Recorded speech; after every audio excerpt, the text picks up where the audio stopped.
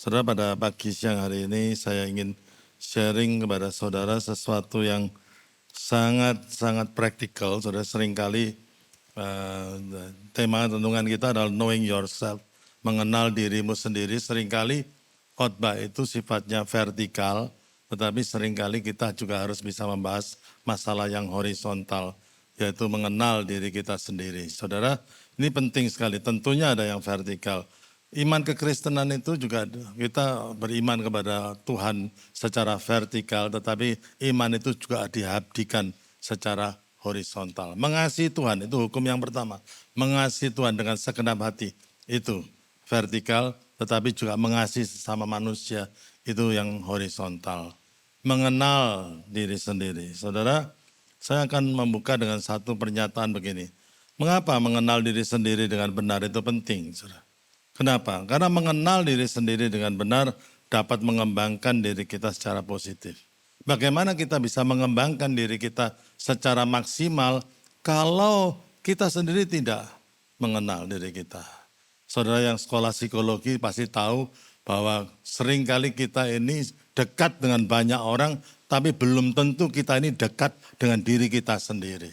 Kita punya waktu untuk banyak orang, tapi belum tentu kita punya waktu untuk diri sendiri. Bukan berarti egois, bukan, saudara. Tapi mari kita bisa melihat siapa diri kita. Saudara, ada seorang cerita seorang yang takut sama ayam. Ada orang yang takut sama ayam di sini? Tidak ada ya. Dia pergi ke psikiater dan kemudian dia diterapi, saudara, supaya tidak takut sama ayam. Saudara. Dan psikiaternya mengatakan kamu tidak perlu takut sama ayam. Kamu tidak punya alasan untuk takut dengan ayam. Kenapa? Karena kamu manusia, itu binatang. Saudara. Kamu lebih besar daripada ayam. Kamu lebih kuat daripada ayam. Jadi tolong ulangi, aku manusia, aku lebih besar dari ayam. Aku lebih kuat dari ayam. Ya sudah itu. Masukkan itu dalam pikiranmu ya, oke. Setelah diterapi gitu semuanya oke ya. Terus dia keluar dari ruang praktek psikiater itu.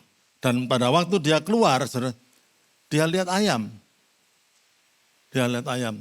Pada waktu dia lihat ayam, dia masuk lagi ke ruang praktek psikiater itu. Ada satu pertanyaan lagi, Pak. Loh kenapa? Apa yang perlu ditanyakan? Bapak sudah ngomong sama ayam kalau saya manusia. Loh saudara, dia nggak tahu dirinya siapa. Nah kalau orang sudah begitu, bagaimana kita bisa membangun hal-hal yang baik dalam dirinya? Karena dia tidak sadar siapa dirinya. Betul nggak saudara? Jadi demikian juga pengenalan akan diri kita itu sangat penting. Bukan tidak penting, penting sekali. Ada beberapa quotes secara cepat saya tunjukkan kepada saudara. Ya, Santo Agustinus mengatakan bagaimana saudara dapat mendekat kepada Tuhan ketika saudara jauh dari diri saudara sendiri. Kalau saudara tidak mengenal mobil, saudara, sebuah mobil dan kapasitasnya berapa, cc-nya berapa, bagaimana engkau bisa paling enggak itu mengerti pencipta mobil itu, saudara. Ya, jadi ada yang mengatakan tidak ada orang yang dapat mengenal Tuhan jika dia tidak mengenal dirinya sendiri terlebih dahulu. Tidak ada orang yang mengenal Tuhan sebelum dia tahu dirinya sendiri. Saudara, kita baru tahu bahwa Tuhan itu pengampun, maha pengampun karena apa? Kita sadar terlebih dahulu bahwa kita ini orang berdosa. Dan akhirnya kita menerima karunia keselamatan itu dari Tuhan. Tapi kalau kita tidak pernah merasa diri kita berdosa, bagaimana kita bisa kenal Tuhan yang maha pengampun? That's so true. Yang ketiga, hampir semua masalah dalam kehidupan rohani berasal dari pengertian yang kurang tentang diri sendiri. Saudara, kegagalan untuk bisa mengerti diri sendiri, mengetahui tentang keunikan diri sendiri, kekurangan, kelebihan, itu banyak menciptakan satu permasalahan dalam kehidupan kita.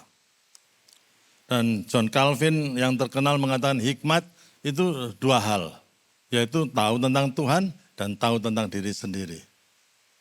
Benar secara dari Tuhan, kebenaran dari Tuhan, tapi juga ada kebaikan bagi kita semuanya secara horizontal.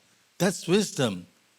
Tidak ada hikmat itu melulu ke atas super spiritual dan kemudian tidak bisa kita capai untuk hal itu. Atau hikmat secara manusia saja dan tidak ada faktor Tuhannya, that's not wisdom.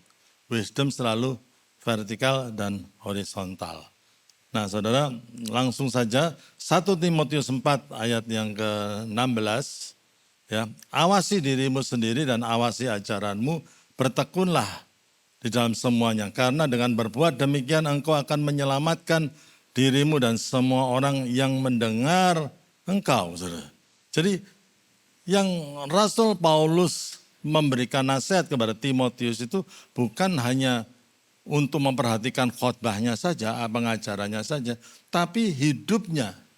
Bagaimana hidupnya? Jangan sampai dia pintar khotbah tapi tidak ngelakoni, tidak melakukan apa yang dia yakini, saudara. Khotbah adalah hal yang gampang, saudara. Bicara adalah hal yang gampang, tapi melakukan, mempraktekkan kebenaran dalam kehidupan kita bukanlah hal yang gampang, saudara. Dan itu dua hal yang sangat penting, saudara. Kadang-kadang kita, ya ini untuk pendeta juga, saudara. Banyak pendeta yang khotbahnya bagus, tapi pada waktu kita lihat hidupnya rasanya kurang bagus. Itu bahaya juga. Banyak orang kesandung dengan kekristenan ini karena ngomong Kristennya benar, saudara. Tapi pada waktu dia lihat kelakuannya, dia tidak suka dengan kekristenan. Saudara. Mahatma Gandhi adalah seorang tokoh yang luar biasa. Apa yang dia katakan tentang kekristenan? Aku senang dengan Tuhan Yesusmu, tapi aku tidak senang dengan kelakuan orang Kristen. Saudara, itu yang terjadi, saudara. Ya, pada waktu saya belajar untuk mengambil sertifikat untuk mengajar golf, saudara. Saya suka golf dari kecil, ya. Jadi saya pergi ke Amerika untuk mengambil sertifikat untuk ngajar golf. Kalau suruh mau belajar golf, silahkan ya. Hari Sabtu, seminggu saya khotbah, Senin sampai Jumat saya bisa ngajari saudara golf. Ya. Nah, guru saya katakan begini, yang paling sulit ngajar golf itu kalau orang itu ya sebetulnya levelnya di sini, tapi sudah merasa di sini. Wah itu sulit. Nah karena ada kekosongan ini, siapa yang ngajar ini? Saudara? Mungkin kalau ditingkatkan ya bisa saja, tapi at a certain level dia akan stuck di situ. Tidak bisa berkembang lagi. Ya, tidak bisa berkembang lagi karena basicnya, fondasinya masih ada kekosongan. Dia tidak sadar ada kekurangan-kekurangan jenis-jenis pukulan dalam dunia golf yang dia perlu kuasai dan dia merasa bisa tapi belum bisa. Nah, itu saudara. Dan bagaimana kehidupan kita bisa mencapai maksimal kalau kita tidak sadar kekurangan-kekurangan kita, saudara. Kita tidak bisa menjadi sempurna kalau kita tidak sadar tentang ketidaksempurnaan kita, bukan, saudara. Tuhan bisa menyempurnakan kita karena kita tidak sempurna. Tapi kalau kita tidak sadar, kita tidak sempurna dan kita merasa sempurna, lah terus bagaimana? Tuhan itu bisa mendewasakan kita. Ya kan? Jadi itu begitu. Itu penting sekali saudara ya. Jadi kita perlu sadar sampai di mana kita. Lukas 2 yang ke-52 dikatakan, dan Yesus makin bertambah besar dan bertambah hikmatnya ya, perhatikan hikmatnya dan besarnya secara fisik juga, makin dikasih oleh Allah secara vertikal dan manusia. Lihat ada vertikalnya, ada horizontalnya juga. Pada waktu Yesus bertambah besar dan bertambah hikmatnya, saudara, setiap kali orang ketemu dengan Tuhan Yesus, rasanya kepingin dekat dengan Tuhan. Dan setiap kali apa yang dia katakan itu semuanya bermanfaat untuk kebaikan kita. Itu hikmat, itu that's wisdom. Selalu vertikal dan horizontal dan dikasihi oleh Allah dan manusia. Dikasihi oleh manusia. Ayat ini luar biasa. Luar biasanya di mana? Lukas 2 yang ke-52 ini. Ya luar biasanya itu adalah ini terjadi sebelum Yesus terkenal. Ini terjadi sebelum Yesus khotbah atau berbuat mujizat menyembuhkan orang sakit dan kemudian lain-lain sebagainya. Orang bisa ikut dia berbondong-bondong karena dia menyembuhkan orang sakit. Buta melihat, tuli mendengar dan lain sebagainya. Dan orang bilang, wow. Tapi sebelum itu semuanya Orang sudah senang sama Tuhan Yesus. Itu saudara. The quality of his life, kualitas dari kehidupannya. Bagaimana dia itu bisa menjadi dirinya sendiri. Bagaimana dia mengaplikasikan kebenaran dalam dirinya sendiri. Itu luar biasa saudara. Saudara, itu yang harus kita sadari. Ya, jadi bukan hanya teori saja, tapi prakteknya juga saudara. Sebetulnya di dalam Alkitab banyak ayat-ayat tentang diri sendiri saudara. Roma 2 mengajar diri sendiri, 2 Korintus 13 ujilah dirimu dan lain sebagainya, 1 Timotius 4 latih dirimu dan banyak sekali ya. Dan saudara misalkan gini, sekali lagi saya sebutkan hukum pertama Kristen itu apa? Mengasihi Tuhan Allahmu dengan segenap hatimu, betul ya toh? Hukum yang kedua yang sama pentingnya dengan hukum yang pertama adalah kasih sesamamu manusia seperti kamu mengasihi dirimu sendiri. Itu saudara. Tapi mengasihi sesama manusia seperti diri sendiri itu apa saudara? Artinya itu apa? Mengasihi sesama seperti dirimu sendiri. Kan kita semuanya egois ya. Dan kemudian diajar kita tidak egois lah, mikirin diri sendiri, mikirin orang lain. Ya ada benarnya tapi juga ada tidak benarnya juga. Mengasihi diri sendiri itu begini saudara. Kalau kita tidak sadar, tidak bisa menerima diri sendiri, tidak bisa mengenal kekurangan kita sendiri, tidak tahu kelebihan kita, tidak tahu tentang panggilan kita, tidak tahu keunikan kita, bagaimana kita bisa menyelami kekurangan orang lain. Ya kan sudah. Kalau kita merasa diri kita tidak ada kekurangan, bagaimana kita bisa menyelami kekurangan orang lain? Kita baru bisa menerima orang lain kekurangan mereka kalau kita sadar tentang kekurangan diri sendiri. Betul enggak saudara? Ya, ini penting sekali saudara. Ada seorang filsuf China yang bernama Lao Tzu.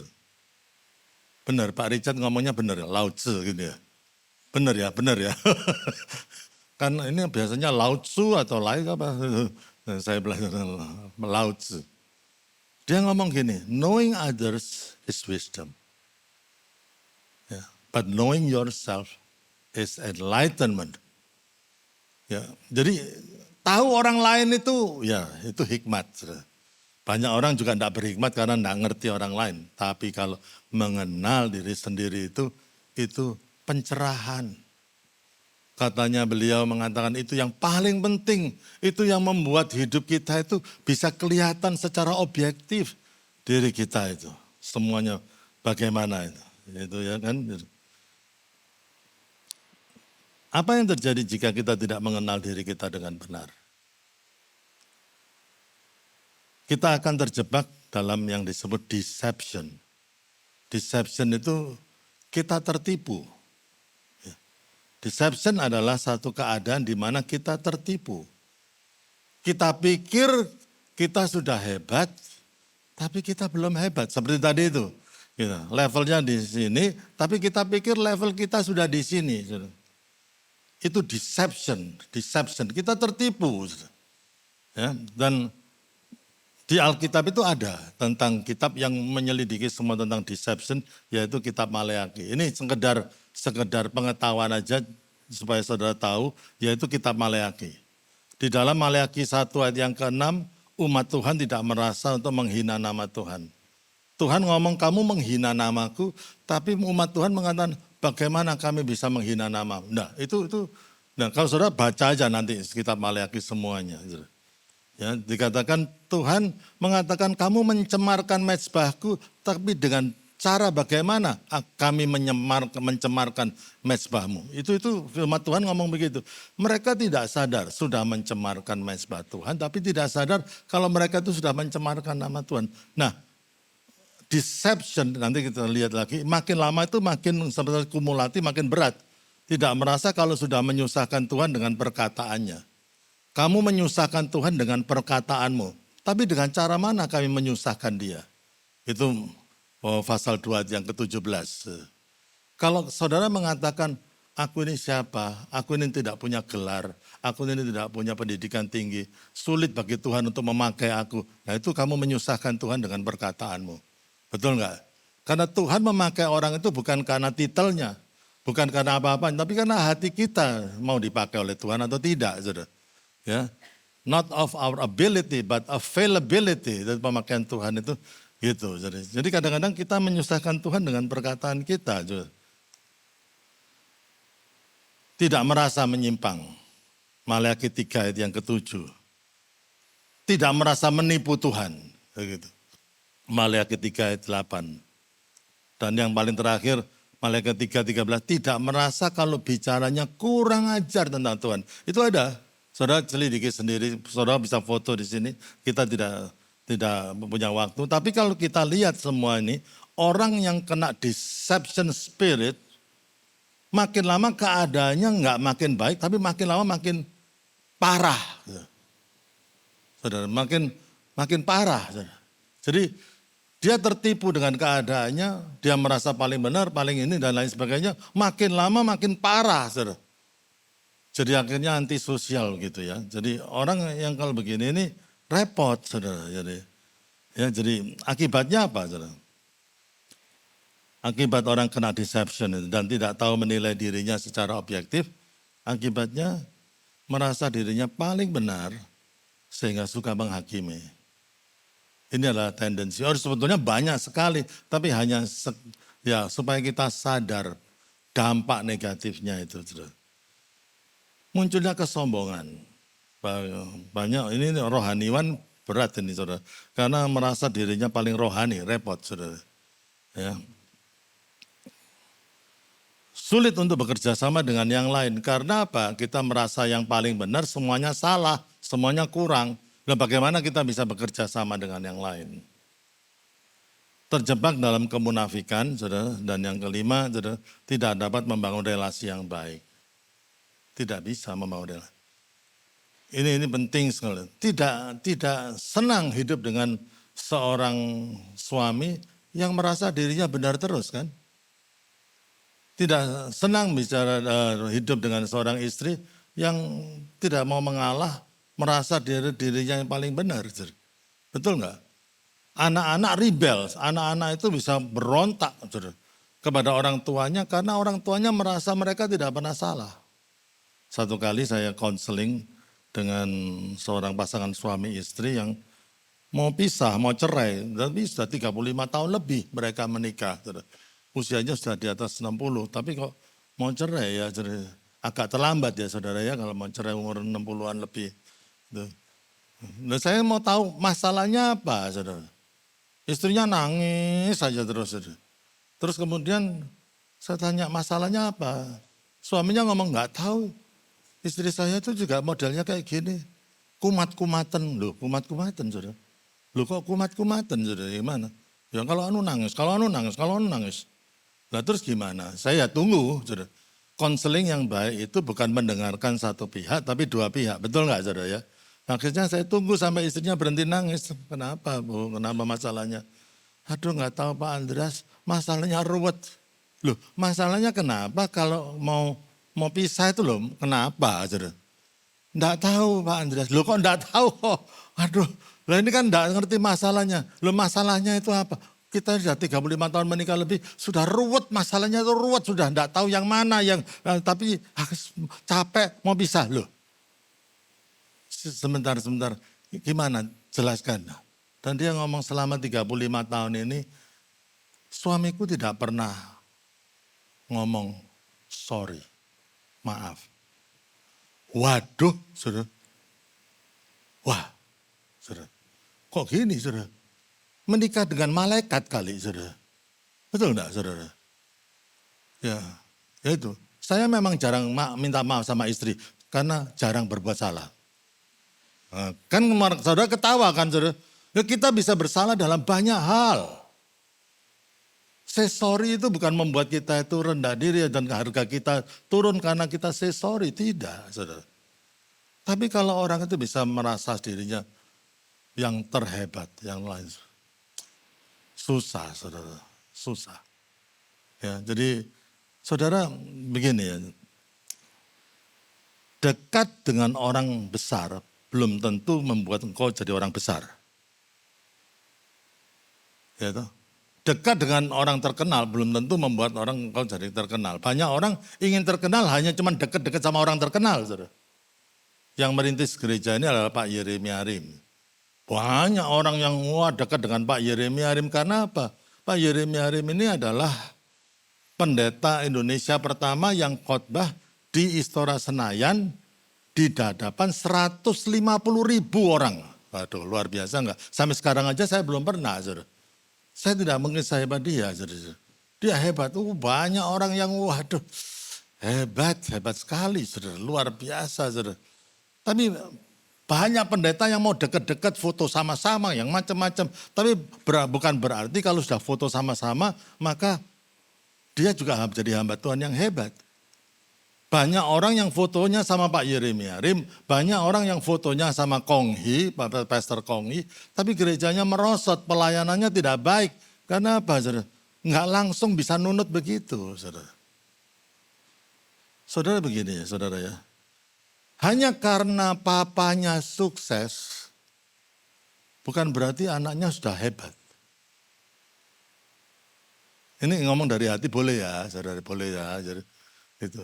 Betapa seringnya kalau konseling dan lain sebagainya, bahkan saya kalau konseling dengan pegawai-pegawai itu, aduh, anaknya kalau masuk kantor, kalah gayanya papanya. Padahal papanya yang merintis loh usaha ini, sampai jadi luar biasa. Anaknya kemudian dari luar negeri masuk gitu, langsung gayanya kayak yang memiliki semuanya. Gak bisa rendah hati kayak bapaknya. Loh, kok gitu? Loh, dimarahi sama bapaknya. Kalau saya jangan dimarahi sama bapaknya, saudara.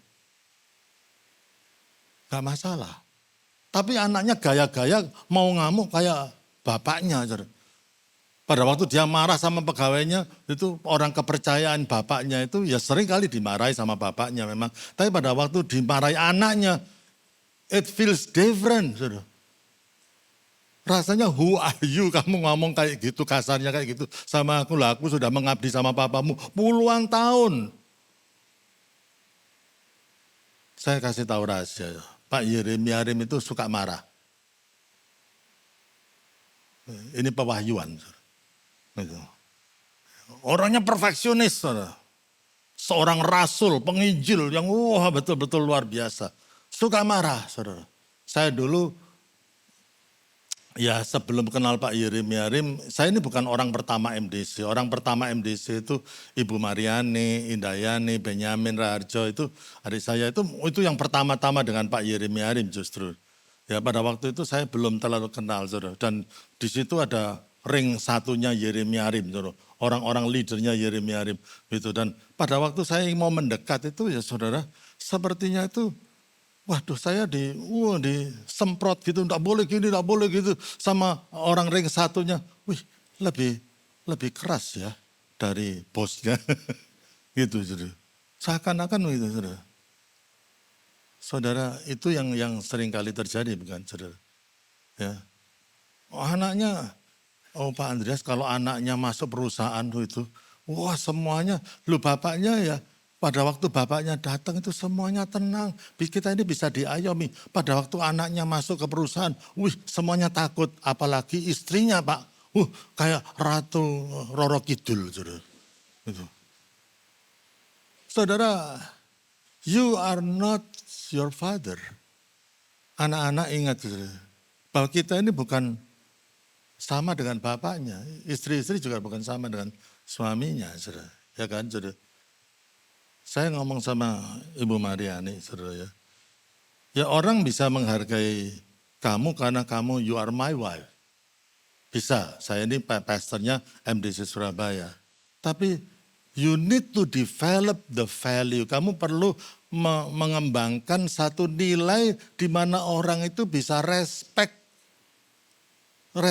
dia gitu. Lepas daripada statusnya sebagai istri saya. Saudara mengerti maksudnya, saudara? She has to earn respect. Dia harus cari sendiri sampai orang lain bisa menghormati dia. Saudara. Dan bukan hanya karena dia ini istrinya Andreas Raharjo. Saudara mengerti maksudnya? Dan dia betul-betul ya satu istri yang luar biasa. Saudara. Berapa puluh orang, berapa banyak orang yang sudah dia counseling. Berapa banyak orang yang sudah dia doakan. Saya melihat tanpa ada dia, saudara, tidak ada namanya Kevin dan Karina seperti hari ini. Caranya didik anak, kesabarannya, semua. She earn respect kalau dilihat orang. Sampai-sampai, saudara, sampai-sampai itu ada orang yang lebih percaya dia daripada saya. Loh saudara, gimana? Sampai-sampai pendapat umum di MDC Surabaya, untung, saudara, Pak Andreas dapat Mariani, loh. Tapi ya dia yang untung dapat saya toh, saudara. Masa cuma dia yang untung, saudara. Sampai ada yang percaya Bu Mariani, misalkan Ibu Suding itu, aduh percayanya lebih dari saya, saudara.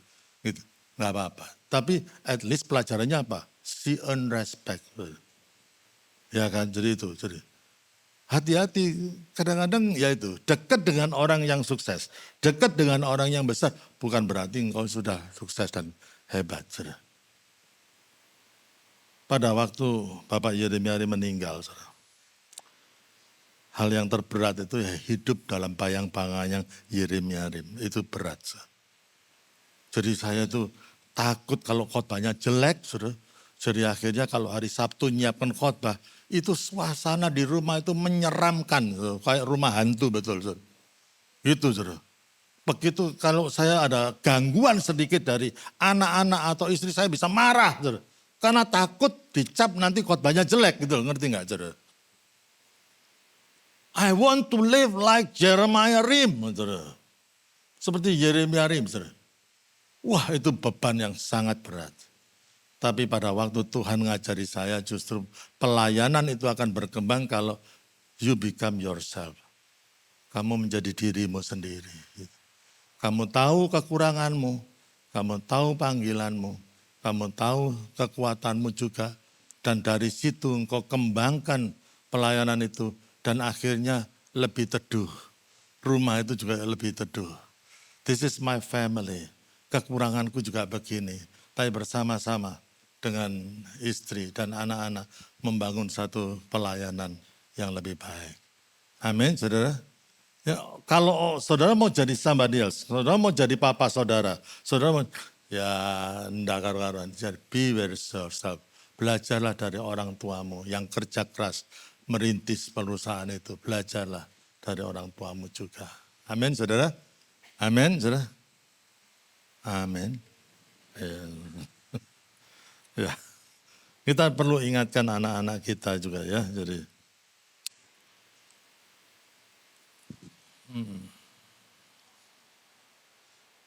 akar permasalahan mengapa kita sulit untuk mengenal diri kita sendiri, kita tidak dapat mengenal diri kita dengan benar, karena kita lebih memperhatikan hal-hal yang lahiriah dibandingkan dengan yang batiniah.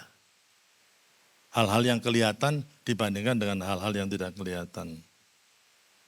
2 Korintus 12 yang ke-6, ayo kita baca bersama-sama. 1, 2, 3. Tetapi aku menahan diriku supaya jangan ada orang yang menghitungkan kepadaku lebih daripada yang mereka lihat padaku atau yang mereka dengar daripadaku. Jadi Rasul Paulus itu memiliki satu kebiasaan itu supaya apa? Dia dikenal itu, ya dia merhatikan yang batiniah itu lebih daripada yang lahiriah. Kalau orang lain mengatakan, oh Paulus itu suka berdoa. Ya. Realitanya dia lebih suka berdoa dibandingkan apa yang dikatakan orang itu. Sampai dia menahan dirinya supaya tidak diperhitungkan lebih dari apa yang mereka lihat daripada dirinya. Itu. Nah saudara, sekarang ini sulitnya kita hidup di zaman yang kita ingin pamer yang lahiriah. Nah, itu repot saudara. Saya lukiskan ini sebagai iceberg gitu. Iceberg ini yang kelihatan, ini yang tidak kelihatan ya. Biasanya yang tidak kelihatan ini adalah lebih besar daripada bagian yang kelihatan. Benar enggak saudara? Ya itu. Tetapi seringkali orang sekarang melalui Facebook, Instagram dan lain sebagainya yang diupload itu yang justru yang wow, wow, wow. Sehingga yang ini lebih besar daripada yang di bawah. Saudara. Jadi orang itu sepertinya itu tidak sebaik yang dia tonjolkan di medsos. Tidak seluar biasa seperti yang ditonjolkan di Instagramnya. Jadi kalau saudara pikirkan ini bagian ini lebih besar daripada yang bagian dalamnya ini. Akibatnya apa? Kalau ini dibalik bagaimana saudara? Kalau ini dibalik misalkan itu saudara. Kalau iceberg gitu, dibalik gitu. Yang bagian atas lebih besar dengan bagian yang paling bawah. Akibatnya apa? Apakah itu stabil? Tidak stabil, saudara. Akan mudah oleng toh. Makanya kalau orang-orang itu dikritik sedikit aja, saudara, sudah marahnya selangit karena apa? Emosinya tidak stabil. Karena dia tidak ingin dilihat jelek oleh masyarakat, gitu loh, saudara. Kalau orang itu, ini adalah keadaan yang paling stabil. Orang ngomong apa ya tenang aja. Makanya Rasul Paulus mengatakan, I am what I am by the grace of God. Aku ini adalah aku, karena kasih karunia Tuhan. Aku tidak bisa melakukan apa yang orang lain lakukan. Aku bukanlah pengkhotbah kayak Petrus, sekali khotbah 3.000 orang bertobat. Tapi dia tahu panggilannya itu apa. Dan dia menjadi rasul yang luar biasa. Oke, teruskan. Kembali ke jalan yang benar. Saudara. Kita hanya dapat mengenal diri kita dengan benar jika kita memiliki persekutuan yang erat dengan Tuhan. Yang notabene adalah pencipta kita. Saudara. Ya, itu sudah jelas satu prinsip yang tidak bisa. Saudara, kita tidak mungkin mengenal diri kita sendiri dengan usaha kita. Tidak mungkin. Saudara. Kita harus kenal siapa yang menciptakan kita. Saudara. Nah pada waktu kita dekat dengan Tuhan, maka Tuhan yang mengungkapkan siapa diri kita itu. Ya. Yang pertama, saudara, mengenal diri sendiri dengan mengenal kebenaran. Ini penting sekali ya. Yohanes 8 ayat yang kedua. Ya. Dan kamu akan mengetahui kebenaran dan kebenaran itu akan memerdekakan kamu. You shall know the truth and the truth shall set you free. Ya. Memerdekakan dari apa? Dari deception tadi itu. Firman Tuhan, dikatakan ini 1-2 Timotius 3:16, segala tulisan yang diilhamkan Allah memang bermanfaat untuk apa? 1, mengajar. 2, untuk menyatakan kesalahan. Yang ketiga, memperbaiki kelakuan. Yang keempat, mendidik orang dalam kebenaran. Ini firman Tuhan itu makanya kalau kita dekat dengan firman Tuhan, kita tahu kekurangan kita. Kapan kita dikoreksi oleh firman Tuhan? Firman Tuhan, mungkin firman Tuhan ngomong tentang kesabaran, dan aku ini kurang sabar ya. Jadi untuk memang betul-betul untuk menyatakan kesalahan, memperbaiki kelakuan dan lain sebagainya. Ya, jadi firman Tuhan itu bukan untuk jadi pengetahuan saja, bukan untuk kita khotbahkan, tapi firman Tuhan itu untuk cermin, sebagai cermin. Kita bisa mentahu siapa diri kita itu melalui firman Tuhan. Pada waktu kita membaca firman itu kita bercermin, saudara. Kita tahu kelemahan kita dan kekurangan kita. Itu satu. Yang kedua, mengenal diri sendiri dengan menjadi penyembah. Saudara. Jadi mengenal diri, Mazmur 26 ayat 2-3 dengan ujilah aku ya Tuhan dan cobalah aku, selidiki batinku dan hatiku sebab mataku tertuju pada kasih setiamu dan aku hidup dalam kebenaranmu. Saudara, bagaimana kita bisa hidup dalam kebenaran Tuhan? Yaitu meminta Tuhan untuk menguji hati kita. Ini Mazmur Daud. Ini adalah bentuk penyembahannya Daud. Itu. Penyembahan itu bukan apa? Bukan nyanyi lagu yang enak, membuat kita terhibur, suasana yang tidak. Inti daripada penyembahan itu adalah kesadaran bahwa kita ini adalah makhluk yang diciptakan menyembah Sang Pencipta. Inti daripada penyembahan itu adalah ada otoritas yang jauh lebih tinggi daripada kita. Yaitu Tuhan sendiri. Gitu. Orang tidak mau berubah karena apa, saudara? Karena dia yakin kayak dirinya kayak Tuhan. Itu saudara. Istilahnya we play God saudara. Gitu saudara. Itu yang bahayanya itu di situ saudara. Kalau orang itu sudah merasa dirinya Tuhan dan tidak perlu berubah, lah itu repot. Ini raja saudara. Raja itu adalah orang yang kayak presiden itu orang yang paling tinggi dalam satu kerajaan. Lah ada istilah the king can do no wrong. Jangan sampai raja itu kelihatan berbuat salah. Lebih baik raja itu tetap benar dan yang salah itu orang lain. Itu raja. Tapi Raja Daud ini beda. Dia itu sampai bilang, ujilah aku Tuhan. Cobalah aku. Dia membuka dirinya, merendahkan dirinya Tuhan kalau ada yang keliru. Waduh itu luar biasa. Seorang raja bisa merendahkan diri seperti itu luar biasa. Dari situlah kita akhirnya tahu who we are. Siapa kita? Saya Andreas Raharjo, itu namamu. Saya suaminya Mariani, itu statusmu. Saya gembala GKBB Masa Depan Cerah, itu pekerjaanmu. Who are you? Who are you apart your position and possession? Who are you? Lepas dari kedudukanmu dan apa yang saudara miliki. Your money will not define who you are. Kekayaanmu itu nggak akan bisa menjelaskan siapa diri saudara sendiri. Ya, jadi itu begitu. Jadi pada waktu kita akan aman kalau kita itu tahu bahwa kita bukan penguasa utama dalam kehidupan ini. Kita masih punya penguasa dan kita submit dalam penguasaan Tuhan. Itu saudara. Nah itu orang itu masih bisa terima teguran kalau sudah begitu. Ya, jadi belajarlah untuk menjadi penyembah. Saudara. Yang ketiga mengenal diri sendiri melalui nasihat dan teguran orang lain. Yaitu terkait dalam satu komunitas. Saudara. Orang kalau tidak bisa tersentuh dengan teguran bahaya. Saudara. Ya. Suami istri tengkar. Saudara. Suaminya ngomong, pokoknya aku yang benar. Lah repot. Kalau sudah, pokoknya ada pokoknya gitu ya saudara. Firman Tuhan mengatakan Amsal 10 ayat 17, siapa mendengarkan didikan menuju jalan kehidupan. Mau terima nasihat, aman saudara ya. Tapi kalau siapa mengabaikan teguran, tersesat. Tersesat saudara. Pokoknya aku yang benar. Lah kalau sudah begitu gimana? Ya kesimpulannya pokoknya dia yang gendeng. Betul nggak saudara? Kalau sudah aku pakai pokoknya gitu saudara. Waduh ya gimana susah nggak kalau pakai pokoknya gitu. Ya jadi saudara ada yang namanya the law of attachment.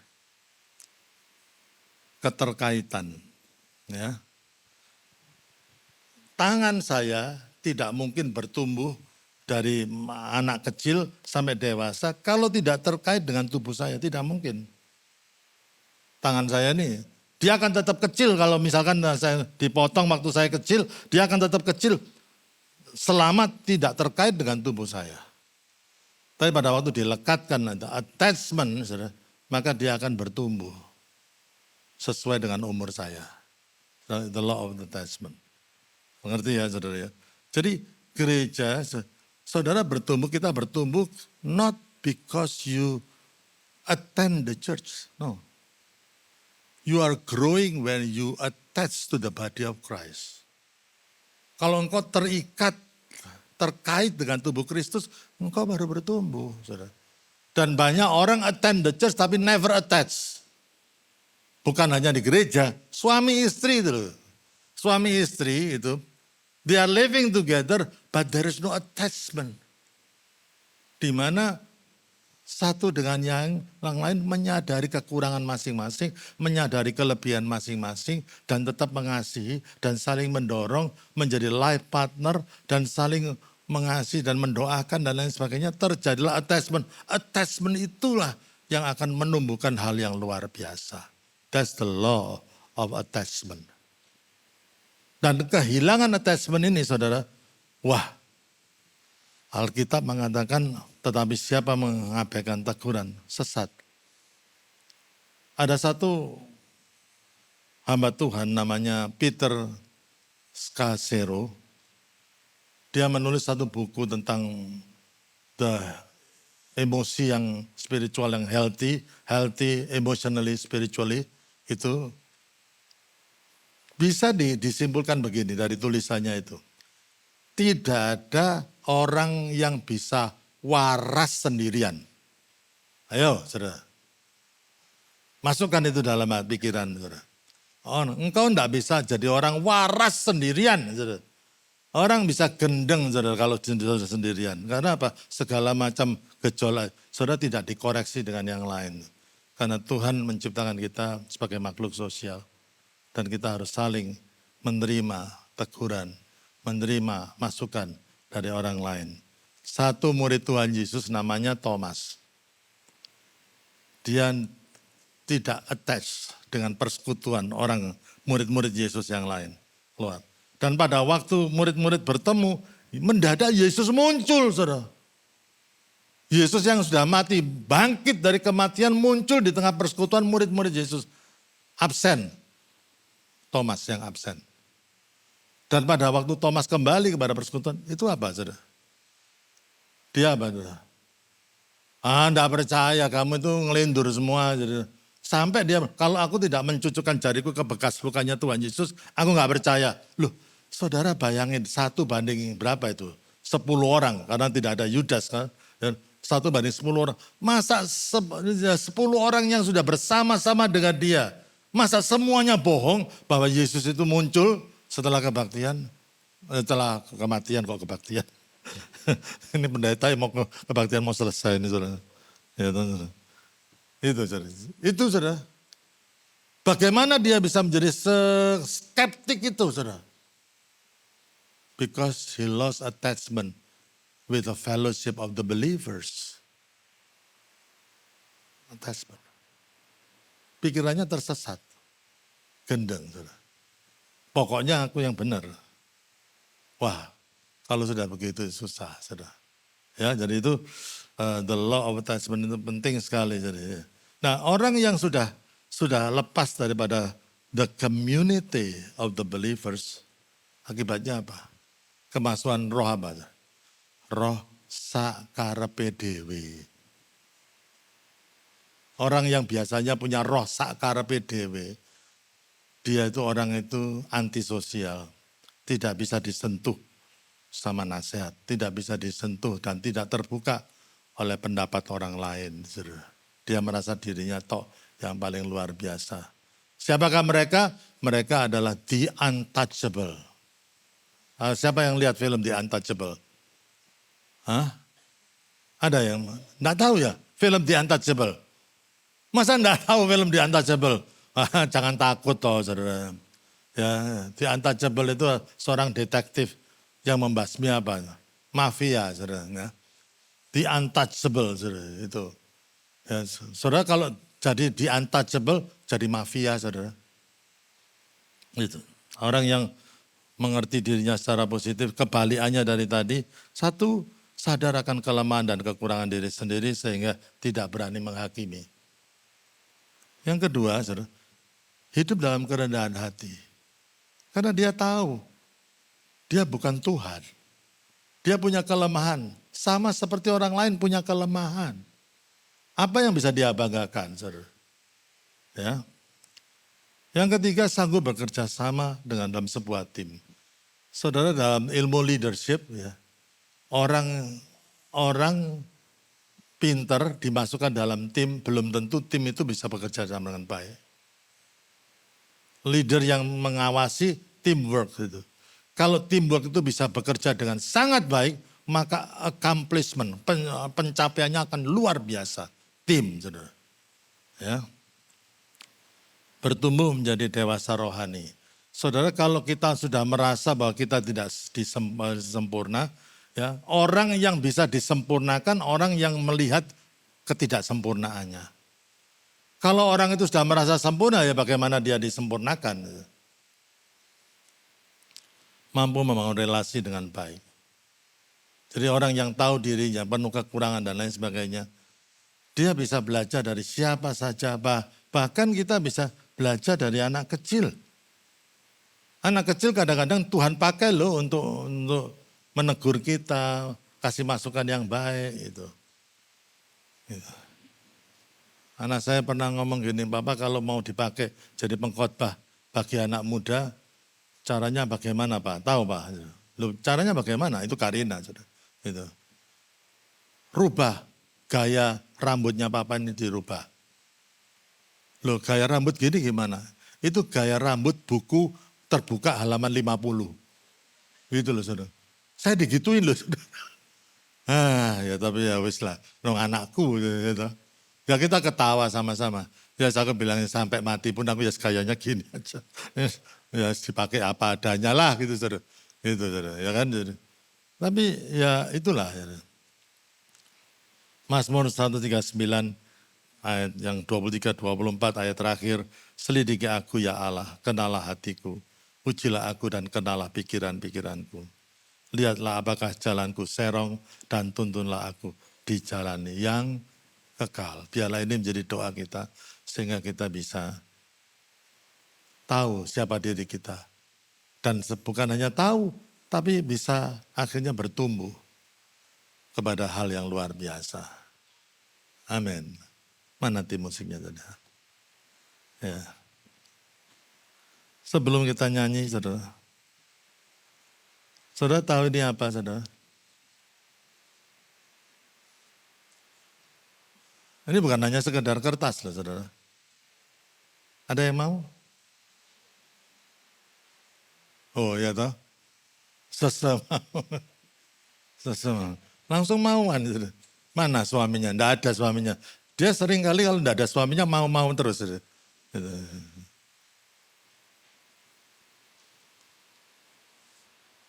Masih mau? Mau? Mau? Loh, mau saudara. Mau? Ya kalau mau terus ya sudah ini bagianmu lah. Wah, tepuk tangan. Tapi apa saudara ya? Tahu kelemahan kita is one thing ya. Tapi saudara juga harus tahu nilai saudara. God loves you. Kamu ini disayang sama Tuhan. Tidak peduli kamu diomong, diolok orang, di kata-kata yang jelek. You are loved by God. Amin, saudara. Tidak peduli kamu diinjak-injak sama orang dan lain sebagainya. Tidak merubah nilai hidupmu. You are being loved. It's okay to open up kekurangan kita kepada orang lain. It's okay. Tahu panggilan kita kepada orang lain. Kita tahu bahwa Tuhan sayang sama kita. Dan dari situ kita mengembangkan kehidupan kita. Dan hidup kita itu akan jadi berkat bagi banyak orang. God bless you.